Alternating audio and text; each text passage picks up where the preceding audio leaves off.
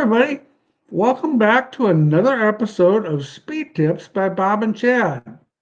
Lots gone on the last couple of weeks since we talked. In the last show, we had David Strimming on, and so it was a great show. Um, I enjoy always listening to other people, and it makes it pretty cool. So, what's new and exciting at Weir's Machine, Chad? Well, we had another crazy Monday today. Busy build season. So I was last weekend. I went to Springfield to the Midwest Speed Expo, which was a good show. It's always with the UMP banquets, so we had a good time there. Seeing a lot of customers there. Then I went to the Chili Bowl for one day and did some Ultra Force stuff there. Tanner Thorson's got a machine. He's been trying to run some coils there, so spent the day there at the Chili Bowl and tried to learn about midgets. It's a little bit outside of anything I've ever done before in my life, so that was a fun day to learn as much as I could about those cars and try and help them figure out how to get data off their suspensions. So that was fun.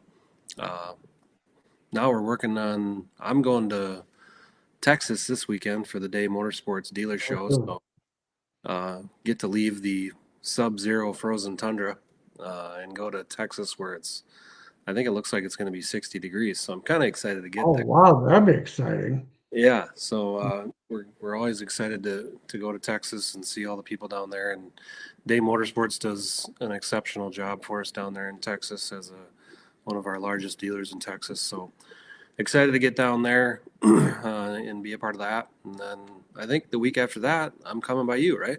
Yeah, you'll get to come out and hang out in Iowa at the Four Link School, and so that'll be exciting. We're looking forward to that. Always look forward to that. That's a lot of fun. Um, we just got through with the tooling school this weekend, and of course, your boy Billy was out there with us, and he did a great job. Representing the product and talking to the racers. Of course, I mean, he's familiar with that type of car because he races one. So that was very good.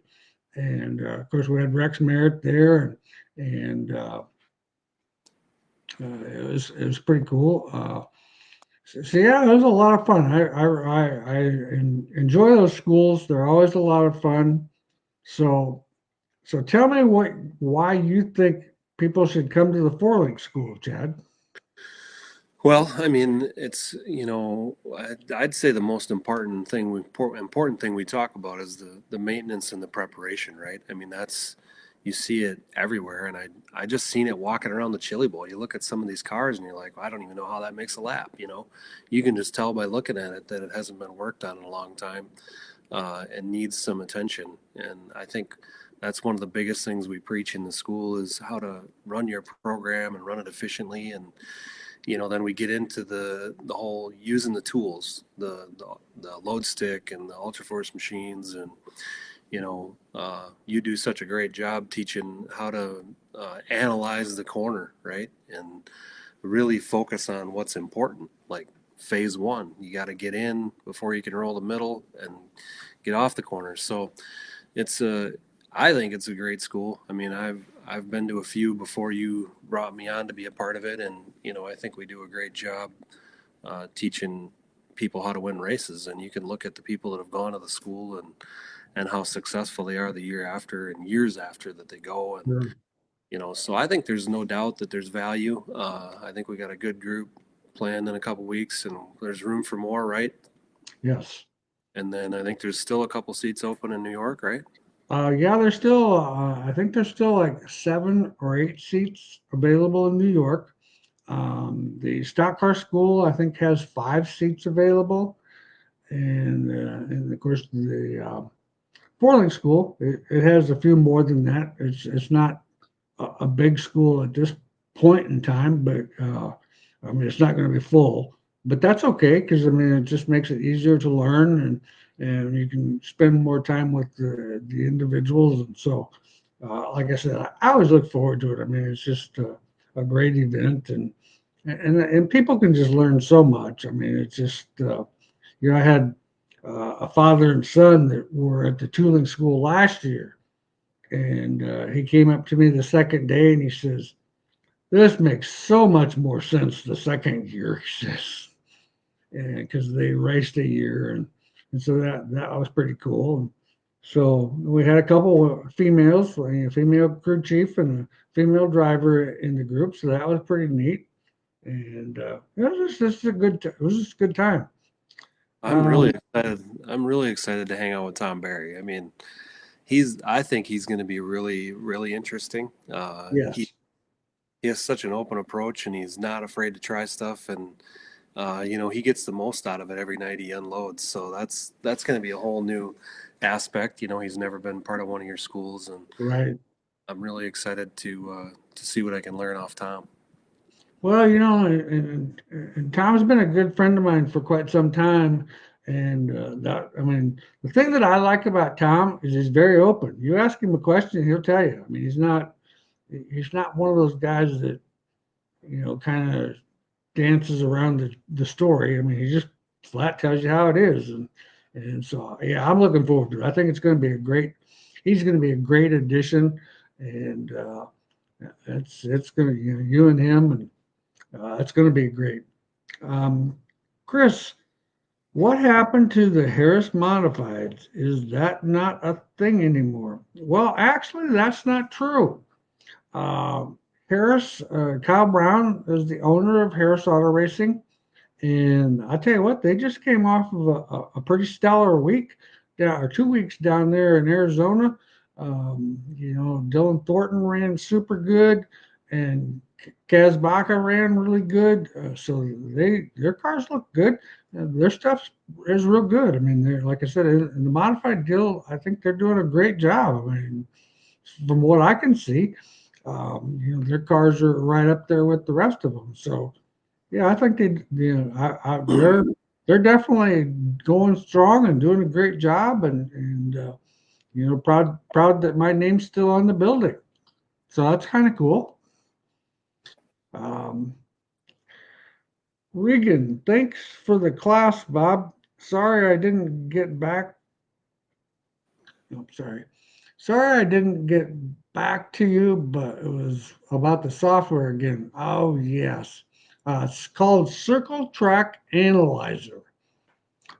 That's the name of the program that I used. And sorry we didn't get, Regan asked during one of the breaks what the program was that I had used when I did that, the front end stuff. And then I couldn't actually think of it right off the top of my head. But yeah, Circle Track Analyzer is the one that it is. Ben, hey Bob and Chad, Ben Franks from Tupelo, Mississippi. My dad and I came to the tooling school Friday and Saturday. We had a good time and learned a whole lot. We appreciate all that you and Chad do for the sport. Well, I appreciate that, Ben. Yeah, when you guys were telling me you were from Tupelo, Mississippi, I'm thinking, holy moly, that's a heck of a drive. But at least we had halfway decent weather. You should have stuck around till Sunday because it was below zero on Sunday. Landon, William Helliger, a lot of knowledge for these too. Awesome. But yeah, no, like I said, that a lot of the guys, like I told a couple of the guys, it's just the deal where there's just so many little things you can pick up. Even if you go 2 years in a row, there's so much. There's always something new. I mean, there's always something new in the class. Even though the general format stays pretty much the same, but it just seems like there's always something going on. Any ideas on a small metric clip for a modified B-mod, goods and bads? I'm not real fond of the metric geometry. The Chevelle, the 68 to 72 Chevelle, that was kind of the beginning of the Camaro days. And that's kind of where the geometry and stuff on them came from. I still think, out of the box, that 68 to 72 Chevelle probably was one of the better designed factory pieces that GM actually ever put together. So I still kind of like that. I think it gives you a good base. Um, the spring, the wheel ratio, because where the spring is located, I think is better with the A-frames that the Chevelle has. Um, I, I'd find a Chevelle. I mean, you can buy one of those AFCO clips. I think they're like 9.99 or something like that, and they work pretty well. Jason, is the cage index or drive angle more important for making left retraction on corner exit? It's kind of both. What's your thoughts, Chad? I would have to go with the drive angle.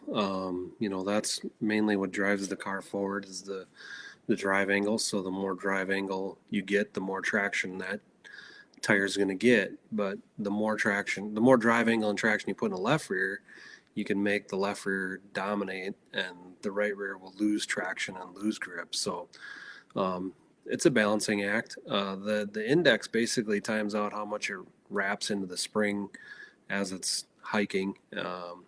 So, I mean, I definitely feel like 15 to 18 degrees of index is important also. I know that some guys, when the whole zero index thing, guys were confused and they were making that left rear fall and not index at all. And them cars they struggled with building any traction uh, with zero index. So I think the cage has to index and the drive angle has to be there to work together. But I'd say drive angle is probably more important. Yeah, I mean that would be my thought is that because that's really what drives the car. Um, William, what best things to focus on in a first year of a B mod to learn adjustments and your chassis to what best fits your driving? What I would do is whoever your chassis builder is, whatever brand of chassis it is, I would definitely get with them and get their baseline setup. And I really wouldn't change a lot on the car for a little while because I actually think it's better uh, for your driver to learn how to drive the car a little bit better rather than trying to change the car. I mean, I hate to be, I'm not trying to be mean or nothing, but he's not going to have a clue what he wants right at first. So, the best thing you can do is just, get him laps. Um, any practice days that you can go to, definitely do that. Uh, he just needs laps. And then, after, when you're like a fourth of the way into the season or halfway through the season, then start making changes on the car and make real simple changes, like a bar angle change or something like that to kind of give him, so that he can learn to feel the changes that you make because he's the one who's kind of got to tell you what's going on. So the more he can learn and learn the feel of everything, the sooner he will accelerate on his learning curve. What's your thoughts, Jed? I agree 100%. Just patience, get a good baseline that he's comfortable getting laps and going to make a lot of mistakes, which is normal. So I would say until he's comfortable in the car, I wouldn't worry about making big changes as long as the car is, somewhat comfortable for him to drive too. I mean, you have to, if he can't make a lap because it's sideways or something, there's something wrong. So I would, again, focus on a good baseline and get a good baseline and then just make laps and be patient. And like you said, anytime you get a practice session, you got to be taking advantage of it. Yeah. And the other thing, and not, I mean, you got to allow him to build confidence. And sometimes, it's like when my son first started racing, I actually made him start in the back for a while so that he could just learn to get the feel of the car and kind of run with the people. What happens is, and I remember when I was a racer, you're starting on the front row and you got all the hot dogs behind you and you're a nervous freaking wreck and sure as heck something's going to happen. somebody's going to run into you or whatever, cause a big crash, and then people are going to be mad, and your stuff's tore up. I mean, it just, let him learn. Um, just, like Chad said, patience is a big thing. Patience will actually save you some money. Jeffrey, Bob, you said contacting Root last show. Um, I apologize, Jeffrey. I'm not 100% sure what you mean, but I don't think I did that. I don't remember what that was about either. I don't either. Rules or something, probably. Probably. Robert, what's your opinion on front spring split? Cruiser street stock car here, and most people are 50 to 100 pounds heavier on the left front, but I seem to have more luck with the left front softer. Just curious about your thoughts. Well, Robert, the biggest thing is the fact that for years we always ran stiffer on the right front. A softer left front will help the car turn getting into the corner. The reason they run the 100-pound stiffer left front is to make the car tighter on corner entry. And those weight of cars, you almost have to change 100-pound spring to be able to really tell that you actually accomplished something. So, once again, if the car feels tight for you and it turns good, uh, a stiffer right front's going to have more traction off the corner. It's just most generally it turns better getting in, and some people don't like that feeling because the right rear doesn't feel stuck in the racetrack, and so they're short on side bite. Matthew, what is your opinion on changing wheel offsets? For example, traditionally running 2-inch wheels, but moving to 3-inch with 1-inch spacers for more centric wheel load. Well, Matthew, I think that's all a great idea. That's actually when we sell a car, that's how we sell it with all 3-inch wheels with 1-inch wheel spacers, or at least on the front 1-inch wheel spacers. I'm a huge believer in wheel spacers, and that's just one of those things where when a class or a sanctioning body makes those illegal, man, I just struggle with that thought because I mean a wheel spacer is $18. I mean, you can make an adjustment on a car for $18 by changing a wheel spacer. And a lot of times, like on our modifieds and stuff, it's not uncommon if the racetrack's got a lot of grip to it. We'll put a 1-inch wheel spacer on the right rear to free the car up and help it roll in. Then we'll move that spacer sometimes to the left side. Sometimes we'll just go to a 1/2 inch on the left side to get off the corner a little better.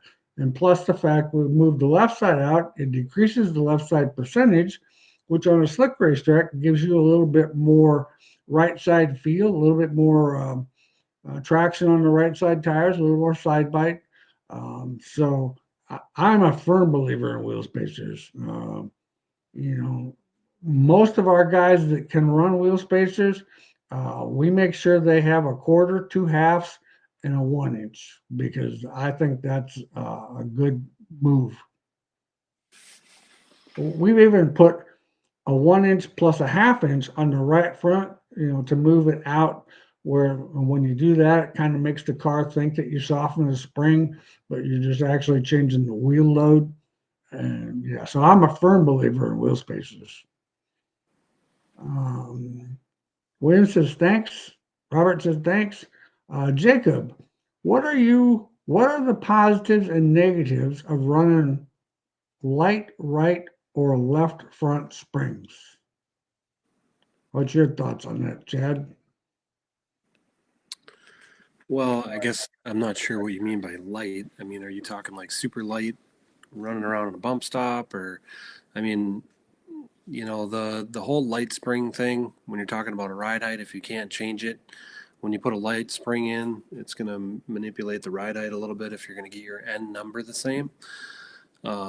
Meaning if you can't have a bump stop to influence the rate as you get to max travel, you're going to have so much load in there that the ride height's going to be messed up. So, I think the light springs kind of trend towards the cars that run bump stops. If you can't run bump stops, I wouldn't even think about it. Yeah, the thing you should have to remember is, each class has a specific weight rule. And when you have a specific weight rule, the car needs just X amount of weight, X amount of spring to maneuver. Um, I have not been a super fan of real light springs because what happens is when you have a lightweight spring, now all of a sudden your chassis gets movement, but it doesn't actually load the tire. So the spring's taking up all the movement and not actually putting the force on the tire. So what can happen is, you get movement and it looks like you're rolling over good and laid over on the right front, so to speak, or whatever the case is, but the actual force on the tire isn't as good if you were just a little bit stiffer. So I'm not as huge of a fan on the super light stuff in the front of the car. Um, Clay's got the question: what are your thoughts on a light spring rate on the left rear of a stock car? Well, once again, keep in mind, I think those cars are 2,900 pounds. So you can put a light spring in there, but if the spring's too light to be able to actually hold the car up, I don't think you're gaining anything. I would never go under a 125. Most of the time on the stock car stuff, we never go under a 150 just because, once again, you got to have X amount of spring to actually make the car do what it's supposed to do. The other thing about that is the fact that if you get too light, you're just going to trash a spring. The spring's going to, I don't care how much their warranty says, blah, blah, blah, blah, blah. If you take something that's too light to do the job and you're overworking it, it's not going to last long. In the modifieds, it's not uncommon for those guys to run 60s, 80s, in that neighborhood. But 60s or an 80s, that's probably about a 6 to 10 night spring. But with the way you look at it in perspective, if it works really well, spring is probably, I don't know, 75, $80 or whatever. And you know what you pay for a tire. So, it's just, sometimes you can chalk some of that stuff up to the cost of racing. You missed Kevin. I did. I missed who? Kevin Barr. Oh, Kevin. Okay. Actually, I missed Jeffrey. You said you had an idea but wanted to talk to IMCA. Well, I don't remember what my bright idea was at that time. Have to go back and rewatch. Yeah, I might have to go back and rewatch that. Kevin re-entered the question. Yes. When running a lower degree KPI spindle, do you run on one side or both? Well, that's another one of those deals. Some guys run a more of a kingpin on the left front. I myself am not a huge fan because I would kind of like both tires doing the same exact thing. I think it gives you a better balance running the same on both sides.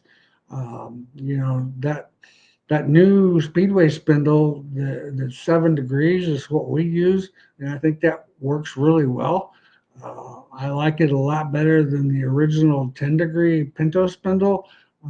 I think there's less drag in the middle of the corner. I think there's a little more corner speed to be had, and the cars just make it through the corner. I think the front end just runs better because you don't have that kingpin inclination that's kind of trying to jack up on the left rear.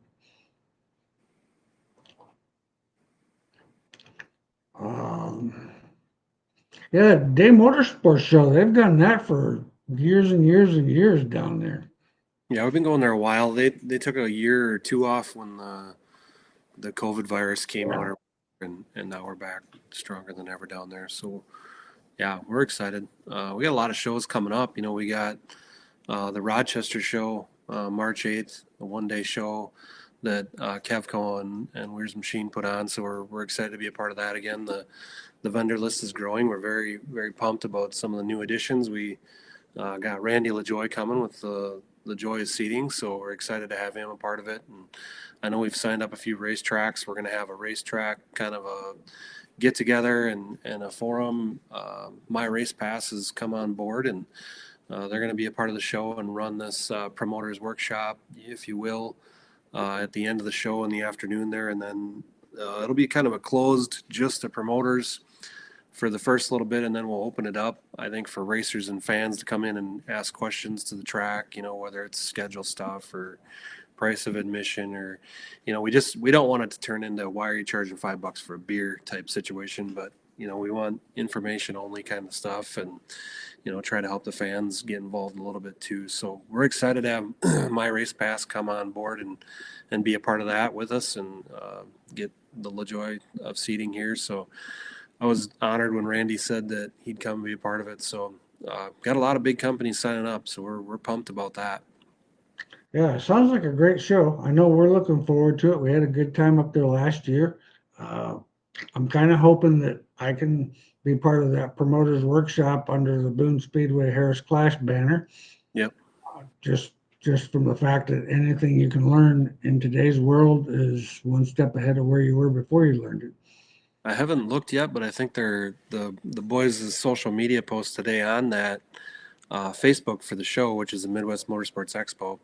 I think they made a post like, who do you want to see there? Or I'm pretty sure that's what it said. I haven't been on social media much, but you know, so if that, get on that, comment, drop a company that you'd like to see there, and you know, maybe they'll see that and be interested in coming to the Rochester show. So we're trying to grow this thing and get it big. And you know, PRI has kind of lost its luster. They don't really care about Circle Track. They just care about any company that's willing to give them $2,000 for 100 square feet, and that's why most of us short track companies haven't gone back. So we're trying to grow this and have a good Circle Track show, kind of what we had in Springfield last weekend. You know, we're trying to get that show back going again too, and trying to help out Hoosier Tire Midwest with that. And I think if us manufacturers in the Circle Track come together and focus on some of these little regional shows, it'll be great for the end user, you know, to get an opportunity to come and talk to Randy LaJoy about seats.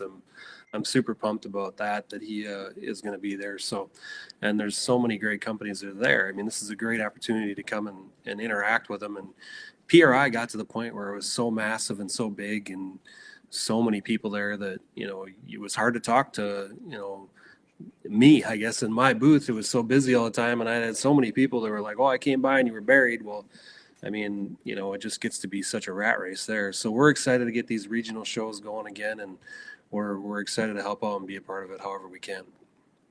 Well, I think it's a great idea. I mean, we got to focus back on the end user, and we got to focus back on the guy that, you know, it's a blue collar job and he's racing for the fun of it and racing as a hobby and not, you know, looking for good advice and just, you know, looking for people to work with them. That's like you said with the PRI deal. I mean, so many of companies have kind of got away from that.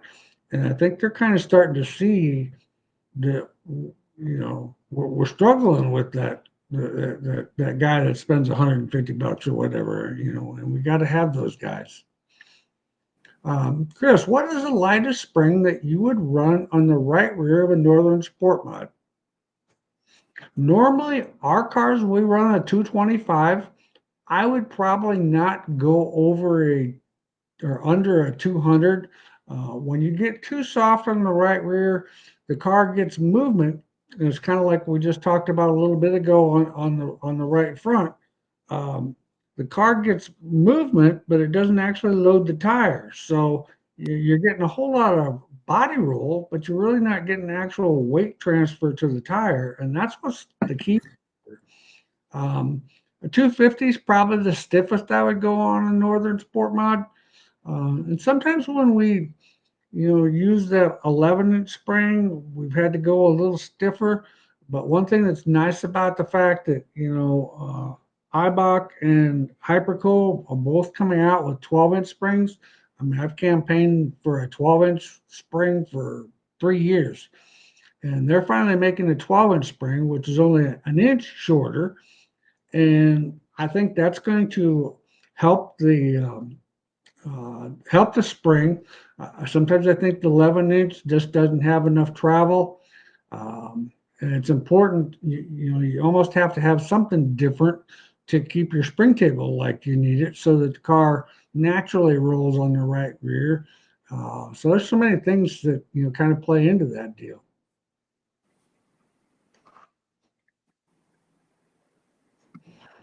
Okay.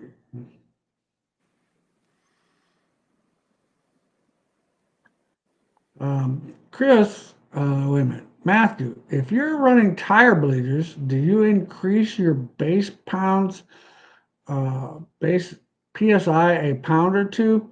Um,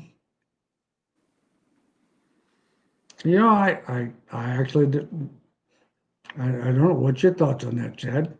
I'd say, yeah, you want, if you get to run bleeders and they're legal, they used to be legal back in the day on the asphalt. And then, funny story from the Chili Bowl is I asked after the one run, I said, well, what was the air pressure gain? And they said, yeah, we got bleeders, we don't gain. So I didn't even notice that. But I'd say you want it to be more of the optimal where you want to run your pressures. So I would definitely raise them a pound or two based on your gains and go from there and adjust accordingly. Jared, when adding your ballast, how far off the track surface do you like to start with mounting it? Um, on a modified, about 18 inches. 18 inches kind of seems to be, we need to think about that camshaft high, uh, in that area, because that's pretty much about the center of gravity where most cars are. And so that's kind of what I use as a rule of thumb. We talked about it in the class last weekend. I'm not a huge fan. We used to always mount lead down there on the X and stuff. I think it's too low. I think it makes the cars dead. I think it just makes them feel like they don't know if they're supposed to roll to the right rear, if they're supposed to stay flat. Once we get it back to that camshaft high thing, now all of a sudden it's kind of right there with the motor, center of the fuel cell, all that stuff, where your center of gravity really is. And then it's just actually not working against you, it's working for you. Greg, I have a Sport Mod with a 150-pound left rear. How critical is it to get your spring table to a 2-inch split at static when we race dynamically? What would the advantages be of the 2-inch split at static? Well, even if you could only get an inch split, as long as you had a split, I think it would be better. But you're right. With the softer left rears, we're hiking these cars up more. And so, the spring table at dynamic is going to be higher on the right side, on the left side. But I still think it's important, even at static, to at least have an inch difference between those two springs. 2-inch would be optimal. That would be where I would probably try to get it if that's at all possible.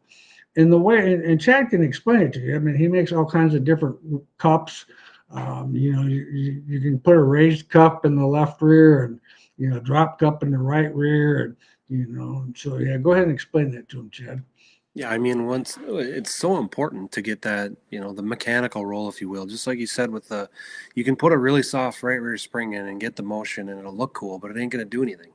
It's going to overpower the spring. So being able to manipulate that spring table initially, so when the car rolls in the corner, the right rear is lower and it initially rolls mechanically because of the spring table, you can run that stiffer right rear spring, which drives the tire on the racetrack. So it's caused us with the different setups changing, like the softer left rear, that thing gets wound up so tight and it lowers the screw jack down. So then you need 3 different height right rear springs. You need 3 different, I think we make 4 different cups now. It's crazy, but you have to have an open mind and be open to change, right? So that's what we've made as many cups as we can, and Bob's gotten springs made different heights, so there should be enough stuff that you can tune that. And like Bob said, 1 inch, 2 inch, there probably is no magic. It's just about balancing your car. Over 2 inches is going to be pretty aggressive, so that's why we like to stay neutral to 2 inches. Is kind of the wheelhouse where we've been. Yeah, no, that seems to work really well. We actually came across that, and this has been 15, 20 years ago. When we used to do some schools in Texas, and the first day was classroom, and the second day was at the racetrack. And so we were fortunate at that point in time to move the spring around and change it, and it was substantial difference dropping that right rear spring down an inch compared to where it was before. So it's definitely, it just makes the car more consistent. Um, the car's going to roll, period. The problem is if the spring table's off, it's not going to roll till later in the corner where you want to actually be already up and ready to go forward. Um, Shannon, an IMCA mod, thoughts on a slider on the right rear instead of a coilover? And would you run the slider behind on the left side and in front on the right side? Um, yeah, you can go for that one, Chad. Well, when you split the right rear, run a slider and the shock separate, I assume is what he's talking about, right?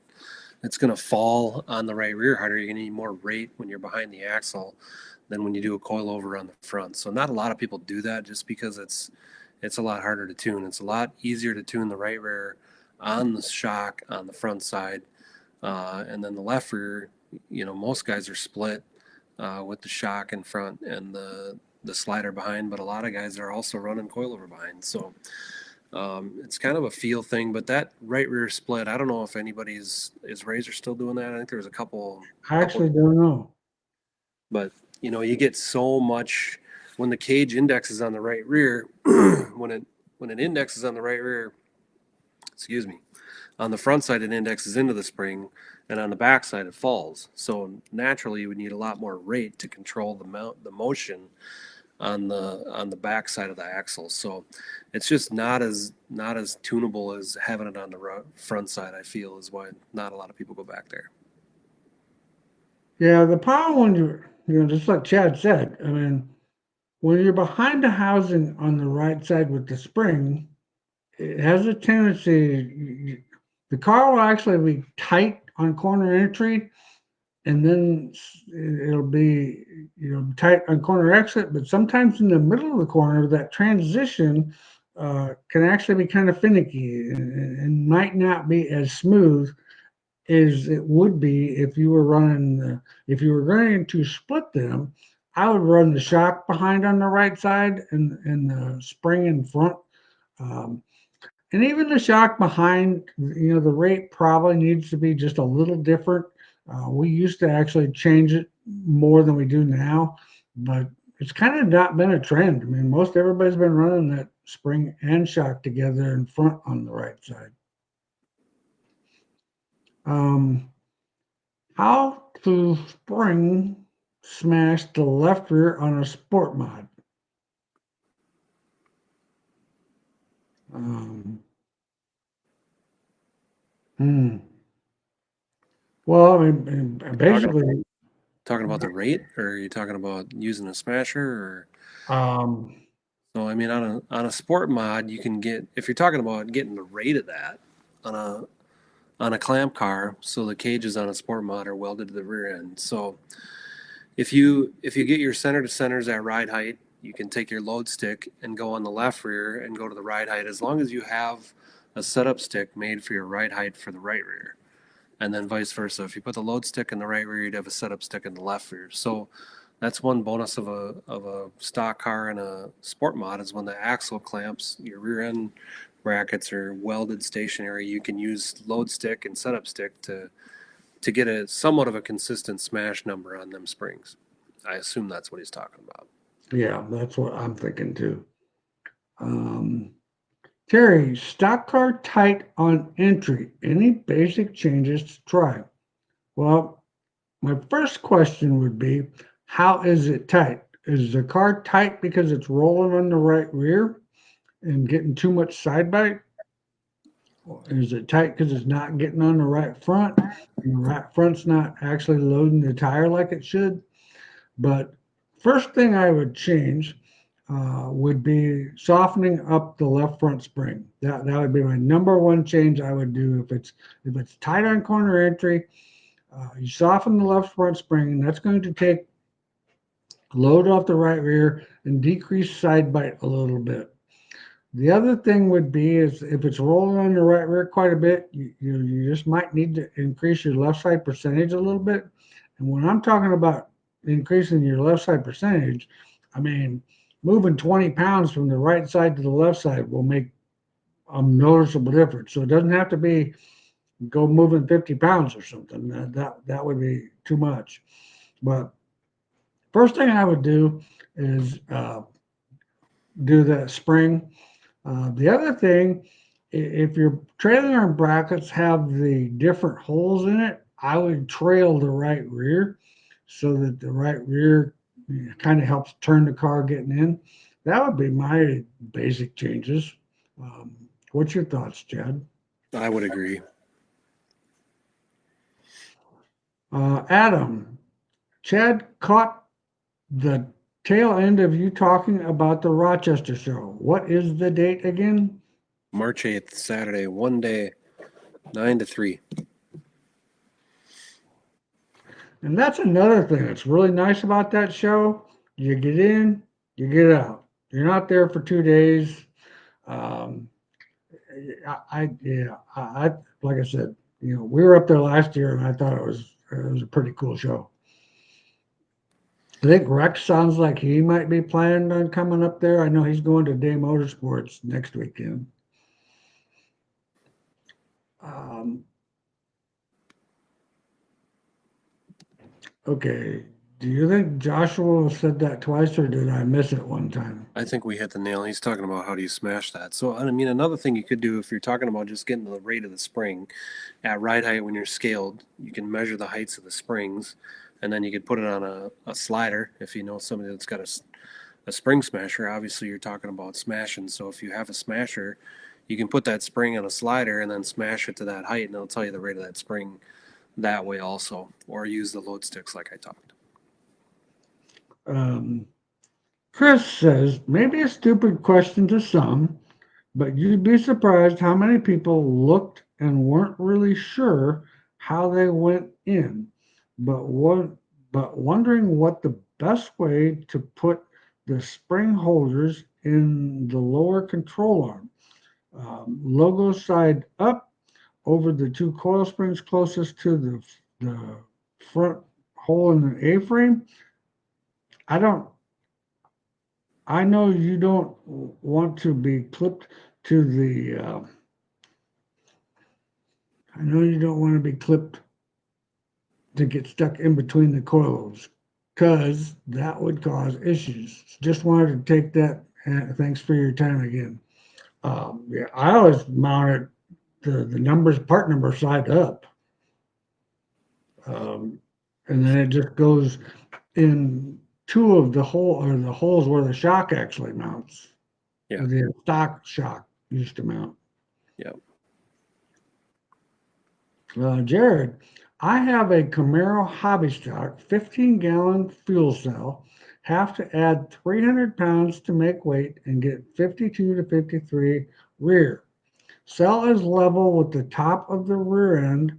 Height have X under cell can mount to and have bars along the cell to add as well.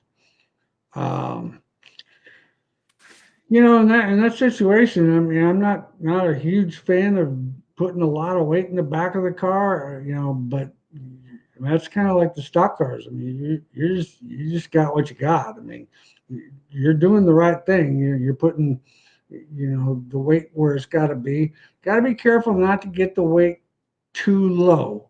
Um, because if you get the weight too low, it doesn't want to, but since you have to add that much weight, putting it where you're putting it sounds pretty good to me. Along this, as along the side of the cells, both. Um, but I would have some weight that I could maybe move up a little bit, or that kind of thing. If the racetrack gets real dry, and because you're fighting a lot of weight that's going to be lower, so that's just something to think about. Is where the weight is. You don't want to get it too low because then the car. What'll happen is the car's not going to want to roll, but then it's also not wanting to roll on the right front either, because it's so low it just doesn't get up there. CJ, how much travel do you like in a UMP mod pull bar, bushing bar, not spring? Yeah, I wouldn't run a bushing in a UMP car. I don't know whose pull bar you got, if it's one of ours or whose it is, but the UMP cars have so much power and so much traction that they travel a lot. So they're really hard on the biscuits. We haven't really got any longevity out of them.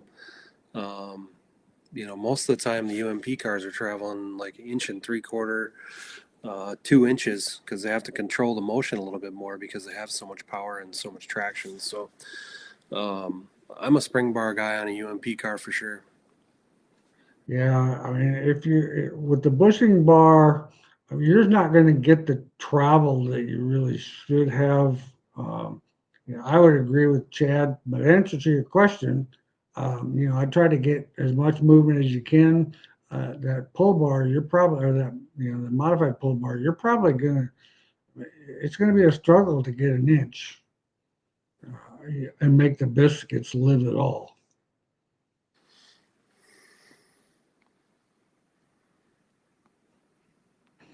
Ben, what is the pin inclination on the Speedway IMCA one-piece spindle?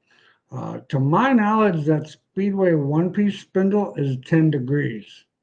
Um, the three-piece spindle is a 7-degree spindle. Um, Robert, do y'all prefer the spring table to be higher on the left as well on the front of the car too? Yeah, and that's kind of where, Chad's got this drop cup that works really well, and we run it most of the time. And of course, they make they have one that's the standard one's 2.5 inches of drop, and then you make one that's like 1.25 inches, isn't it? Yeah, we got the 2.5 drop and 1.25 inch drop. Just it's such a big change. You wouldn't think that moving that spring table is that drastic, but I think a lot of guys think that that deep one's about a 50-pound change. So, if you feel like you got to soften the right front to get the motion, you're going to be too soft and you won't have exit traction. So if you keep the stiffer spring and lower the spring table, the mechanical spring table will make the car roll, and then you can have the stiffer spring to get exit traction. So definitely tune that front and rear spring table for sure. There's big gains to be had there for sure. Well, James evidently saw your new idea or your new product today. He wants to know the new Jake Tim Panhard bar benefit and See if I can pick all the a thing up. mod. It's a show and tell. So basically, this is, we made these years ago for Ricky Kai. That design was not really that great. We should have redesigned it. You had to run a different drive shaft and a different yoke, and it was just a lot of work to get it on the car. So we kind of just let that go by the wayside and didn't spend a lot of time re-engineering it. Well, Jake Tim made it great again. So him and Bob redesigned it. So it's basically a direct replacement to your pinion mount, and you can run the same drive shaft. So you pull your pinion mount off and your panhard bar off, and then this is just basically a giant com bearing. So it moves the rear end side of the panhard bar directly to the center of the rear end. So that would center of the rear end would equally load both rear tires. So it does make it shorter, So if you don't have a place on the frame to move that over, you're going to end up with a really short bar. So you kind of got to look at the car, see what you can put on there as far as the length. But It definitely has some benefits, and it's a tuning device, and Jake really likes it. He makes it work pretty good. Moves the roll center left, which is going to give you some instant traction. It weighs a lot. It's pretty heavy. It's steel to be legal. You get a little traction from the weight of it too. But moving the roll center left is going to give you a little bit of traction, and then having a shorter bar is going to let you rotate.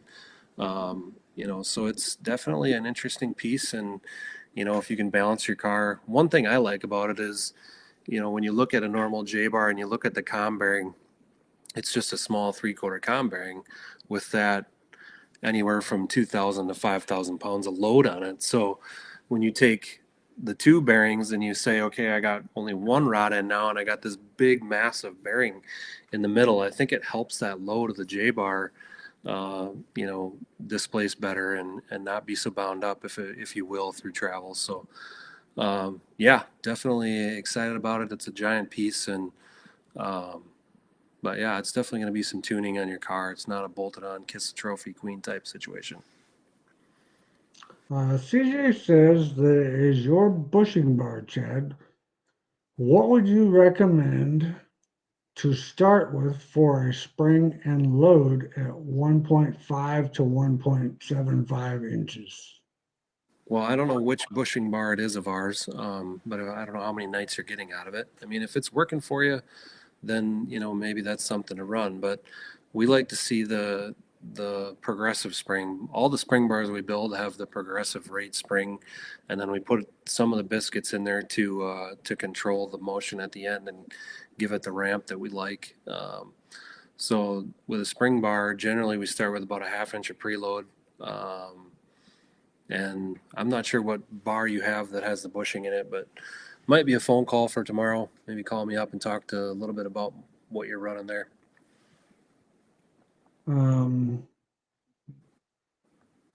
Okay, Jared, I might have missed Jared's question. Fuel cell bottom is level with the top of the frame rails, so top of the cell is 2 inches from the deck lid. Deck is flat. If the car is tight, would an easy adjustment be to lower the weight? Well, you could. I mean, if you're getting a lot of roll, and if that's what's causing the tightness, is you're getting a lot of weight transfer to that right rear, that definitely lowering the weight's definitely going to help that a little bit, but you don't have to lower it very far. I mean, it will make a difference. Also, Jared, on a leaf spring car, if you had a 1 inch block on the left rear and a 2 inch block on the right rear, would that be having a 1 inch spring table, or would you have to go off of the spring bushing height? You would have to go actually to the mounting location of the springs. And I'm not sure, I've not really ever messed with the spring table on a leaf spring car, so I don't know if I'd know much about it.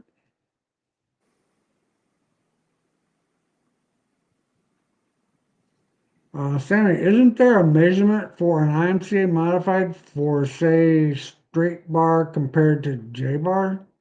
Yeah, you have to be 19-inch minimum. Yeah. And the straight bar, yeah, for an A mod, sport mod's that 28-inch rule on the back. Wilson Racing, in your opinion, is the new IMCA stock car body a weight and an aero advantage? Well, to me, it looks like it's going to have an aero advantage. I'll know more about the weight. Um, we're actually going to start mounting one of those bodies on a stock car. I think Monday is when it's scheduled to start its mounting. So maybe check back in 2 weeks, and maybe I can give you an actual weight opinion on that. CJ says he will. Vic, that pullback IMCA legal. Pull back, panhandle, panhard bar. Vic's autocorrect doesn't like panhard bar. That's the beauty of these smartphones. You try to type panhard and they're like, Oh yeah. we don't know what a panhard bar is. We're going to make it a pullback or a panhandle or whatever that smartphone thinks it is. But we've been running them in IMCA, so I don't know why they would have any kind of problem with it. We've been running them for years on the Ricky Kai version, so I'm not worried about that, I don't think. All right, we've got 5 minutes. Um, if you got any questions, one thing I do want to say is, I'm going to have to pat our customers on the back because the IMCA TV Winter Nationals at Casa Grande, we had some customers that did very well. Dustin White in the sport mod and Shelby Williams in the mod in the stock car won the point championships down there. And then we had Braden Richards with 2 wins in his stock car, Shelby Williams with 1 win, Todd Heinrich with 1 win in the stock car, Cole Sarneski with 1 win in the stock car, and then Dustin White with 1 win in the sport mod. And then we had Robbie Tome driving a furry chassis with BHE shocks on it, had 4 wins down there. Had an amazing week down there. So that was pretty cool. Don't forget about the 4-link school coming up. And like we said, Tom Berry's going to be our guest speaker there. So we're both looking forward to that. That's going to be a lot of fun. Tom's very knowledgeable. We had him on the show here a while back, and he did an excellent job. So we're looking forward to that. Stock car is, like I said, it's got 5 spots left. But if it's not, it will be, all of our classes will be available on racetechinfo.tv for purchase. The New York school has, I think, 8 openings yet. And then if you didn't catch it before I said it, BHE will definitely be at the Midwest Motorsports Expo in Rochester on March 8th. So looking forward to seeing all you guys up there, and take the time to come by and say hi.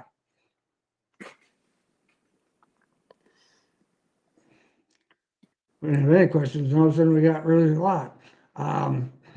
When you said softer left front spring to free entry, how much are you talking about, or would stiffer right front work also?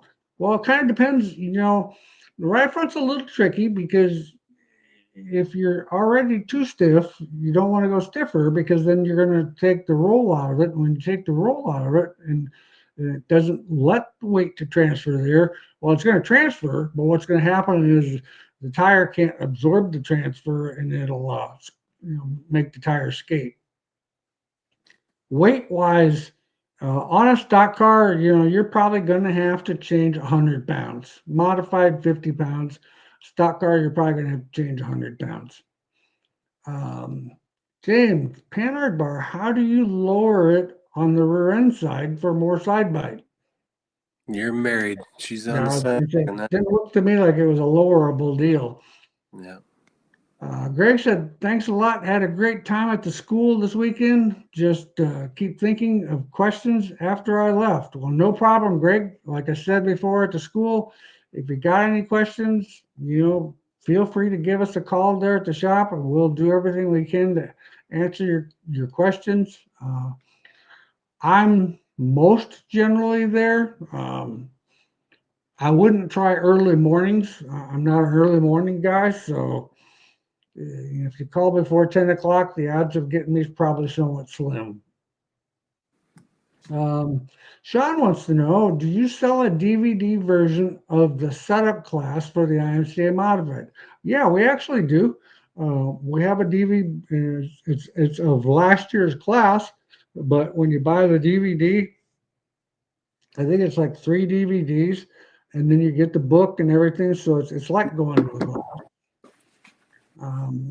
Jared, I'm still on the 900-pound right front, as you said, and 1,000-pound left front. I've been running a 225 right rear and a 200 left rear, as was very tight on entry, worth the 200-pound right rear. Should I try to get the 200-pound right rear to work? Well, it's going to take a little, when you go to the 200, it's going to take a little load off that right rear. And so it's going to free it up a little bit. The problem sometimes if you get too soft on the right rear, the car wants to roll on the right rear, and once again you get a lot of body roll, but you don't get as much actual weight transfer, and then all of a sudden it gets lazy and kind of tries to lay there. So sometimes too soft of a right rear, you'll get that mid corner feeling where the car's just falling on the right rear and just feels lazy. Um, Jalen, thanks for answering and all you guys do for the racing industry. Well, we appreciate that. Racing industry is how we get to eat. That's how kids get to do everything that they get to do, and we get to have fun. I mean, in fact, Rex Merritt and I were talking the other day, and he said to me, he said, "So when are you going to retire?" And I said, "Well, I've thought about that, but what the hell would I do? I mean, that that's my communication with the real world is coming to the shop, and so it would just be me and the dog if we stayed home. So I don't really actually see that actually happening. So I told him not to plan on me retiring unless I get to the point where health doesn't allow me to do it. I'll still be there watching races. Same thing I've done for 50 years. Um, Clay, Bob, on a stock car, what's the offset you would run on a stock car? Sorry, newbie question. Um, well, I mean, I kind of like the 2 inch on the right front, 3 inch on the right rear, 2 inch on the left rear, and probably a 3 inch or a 2 inch on the left front. I mean, I tend to like a wider race car because I think it's just a little more stable.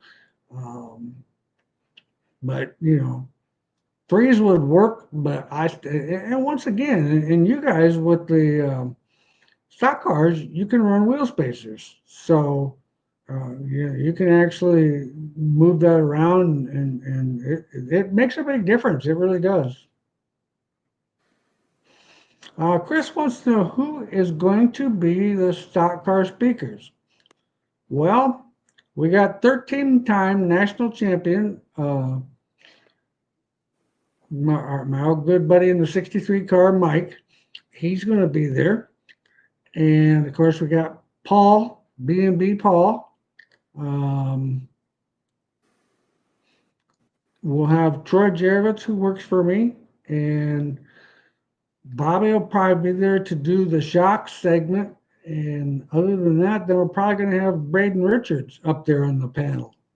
Um, he can go to Arizona and win a couple races right off the bat at the beginning of the season. He sounds like good enough for a panel discussion. He doesn't talk a whole lot, but we'll get him to talk. That's no problem. Um, Still need to get Chad to send somebody down there for that, but I understand the problem is at that time of the year there's so much going on. Jared says car didn't have much traction with the 200 right rear. When I would get it to not push by backing up the corner. Well, and that's what's going to happen. You got a softer right rear, so it's kind of actually laying over, which is it's going to make the car tight on corner entry, and then once you finally get it turned, it's going to become loose, and sometimes it can be snappy loose. With your spring combination, I don't think it would ever be snappy loose, but it's definitely going to feel loose once you get it turned. That's just kind of a common thing. All right, guys, been a great show. We sure appreciate all of you. Let's see here. What are we? Today is the 20th. So we will be here February 3rd, the day after our four-link school, or the week after our four-link school. So you guys all have a great time this week or this next week, 2 weeks or whatever. And those of you there's still some openings for the four-link school. So consider coming to that. Chad and I have a good time. Chad's going to New York with us, which that deal's always a lot of fun. I really enjoy those people out there. You get to see a lot of people. And then I can just ooh and ah and drool over Joel's shop. So, so anyway, all right. Well, thanks, Chad. Yep. Thanks. Have a good night, everybody.